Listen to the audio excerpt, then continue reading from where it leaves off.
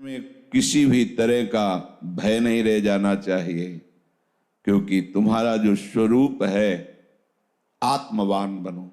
अर्थात तुम्हारा जो स्वरूप है वो भय रहित है, कष्ट रहित है, सुख स्वरूप है। वो उसमें परिवर्तन नहीं लाया जा सकता किसी मंत्र के द्वारा, किसी औषधि के द्वारा या किसी अस्त्र शस्त्र के द्वारा। इसलिए आत्मवान बनो, योगक्षेम की परवाह मत करो, सब जगह अपने प्रभु को देखने का अभ्यास करो और त्रिगुणात्मिका माया पर विजय प्राप्त करके जो वेदों का इशारा है, जहां वो कहते हैं नेति नेति नहीं, इतना ही नहीं रहे, इतना ही नहीं और आगे, वो मैं हूं, मेरे में प्रीति करो। जो मेरे इस इशारे को समझ जाएगा तो ऐसा तृप्त हो जाएगा कि उसे फिर कुछ और आवश्यकता नहीं पड़ेगी। बड़े बड़े भोगी और त्यागी दोनों जिस ईश्वर के लिए ललचाते रहते हैं, श्यामा श्याम के उपासक के चरणों में अनचाहे ढंग से वो आकर के स्थित हो जाता है। बस समझना है, बार बार आपको ये बात बैठालनी है, श्यामा श्याम के सिवा हमारी पूर्ति कहीं नहीं होने वाली।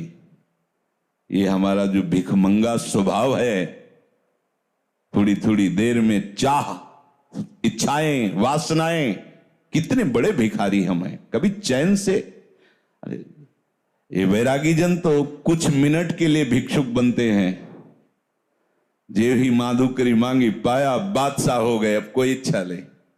वो भी आचार्य चरणों की, गुरुजनों की आज्ञा होती, भिक्षा औषधम, भिक्षा रूपी औषधि का सेवन करो। उनको आप लोग कहते हैं भिक्षुक हैं, भिखारी।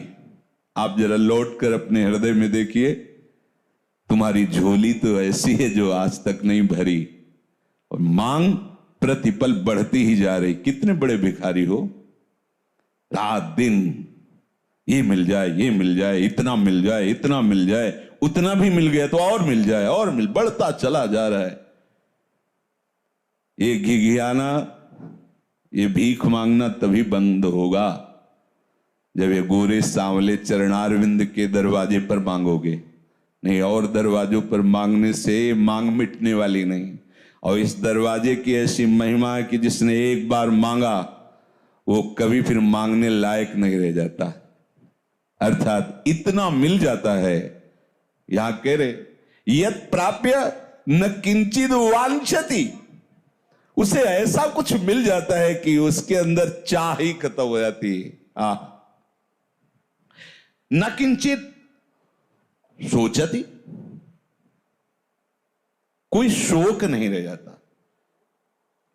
चाहे शरीर रोग से ग्रसित हो जाए या स्वस्थ रहे, परिवार सब नष्ट हो जाए या सब बढ़िया स्वस्थ सुखपूर्वक रहे, समाज उसकी निंदा करे या समाज उसे नमस्कार करे, उसके हृदय में शोक नहीं होता। क्यों? क्योंकि उसका यार अविनाशी है, उसका प्यार अविनाशी है।